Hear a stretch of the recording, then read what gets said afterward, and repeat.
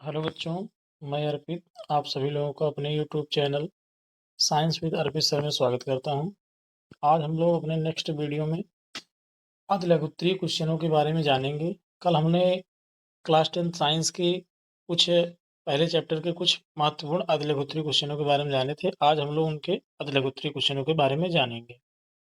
हमारा पहला क्वेश्चन है, रासायनिक अपक्रिया क्या है? हमें बताना है कि जो रासायनिक अपक्रिया होती है वो क्या है। तो आपको पता होगा कि रासायनिक अपक्रिया का मतलब ये होता है कि ऐसी प्रक्रिया जिसमें दो या दो से अधिक अपकारक आपस में मिलकर किसी नए पदार्थ बनाते हैं।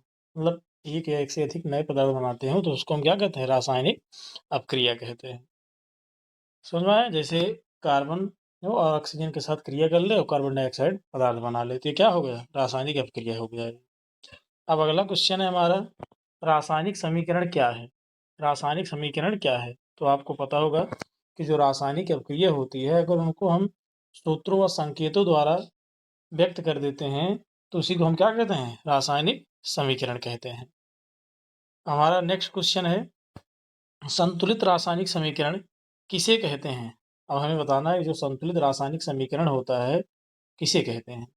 तो आपको पता होगा कि संतुलित रासायनिक समीकरण जो होता है, इसमें आपको पता होगा कि अगर अभिकारक और उत्पाद दोनों परमाणुओं की संख्याएं समान हो जाती हैं तो उसी को हम क्या कहते हैं? संतुलित रासायनिक समीकरण कहते हैं। अगला क्वेश्चन है, संयोजन अपक्रिया क्या है? आपको बताना है कि संयोजन अपक्रिया क्या है। तो आपको पता होगा संयोजन अपक्रिया, कहिए उसको आप, चाहे उसको आप संकलन अपक्रिया भी नाम से भी जाना जाता है। तो संयोजन या संकलन अपक्रिया का मतलब होता है कि जब दो या दो से अधिक पदार्थ आपस में मिलकर किसी एकल उत्पाद का निर्माण करते हैं तो उसे हम क्या कहते हैं? संयोजन अपक्रिया कहते हैं।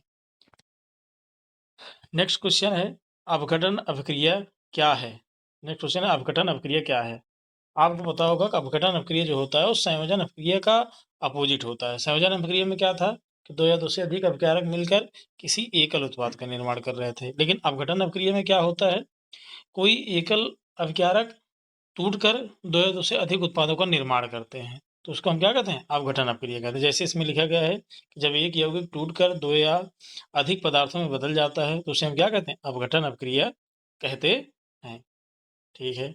नेक्स्ट क्वेश्चन है, ऑक्सीकरण किसे कहते हैं? हमें बताना है कि ऑक्सीकरण किसे कहते हैं। आपको पता होगा ऑक्सीकरण की कई शर्तें होती है। जैसे मान लो अगर किसी भी यौगिक में या किसी तत्व में या किसी परमाणु में ऑक्सीजन का योग हो जाए, हाइड्रोजन का निष्कासन हो जाए, इलेक्ट्रॉन का निष्कासन हो जाए या ऋणात्मक तत्व जुड़ जाए। जैसे ऋणात्मक तत्व का मतलब जैसे chlorine, bromine, bromine, iodine, fluorine, ये सब क्या होते हैं? ऋणात्मक तत्व होते हैं। अगर ये जुड़ भी जाते हैं तब भी क्या होता है? ऑक्सीकरण होता है।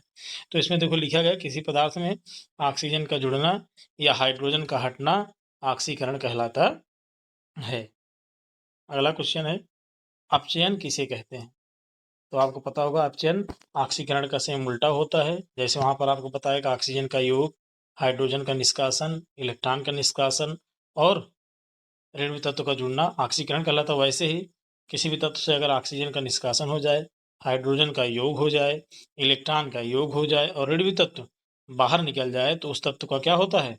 अपचयन होता है। जैसे देखो यहाँ पर लिखा गया है किसी पदार्थ में हाइड्रोजन का जुड़ना या ऑक्सीजन का हटना क्या कहलाता है? अपचयन कहलाता है।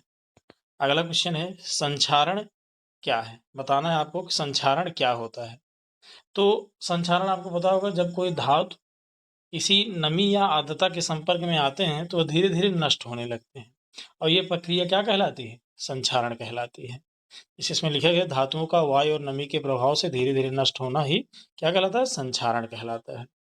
अगला क्वेश्चन है, विकृत ग्रंथियां क्या है? आपको बताना है कि विकृत ग्रंथियां क्या होती है। तो आपको पता होगा कि तेल और वसा युक्त खाद्य पदार्थों को अगर हम लंबे समय तक रख देते हैं तो उसके स्वाद और गंध में क्या आ जाता है? परिवर्तन आ जाता है और इसको हम क्या कहते हैं? विकृत गंधी पदार्थ कहते हैं और यह घटना क्या कहलाती है? विकृत गंधिता कहलाती है।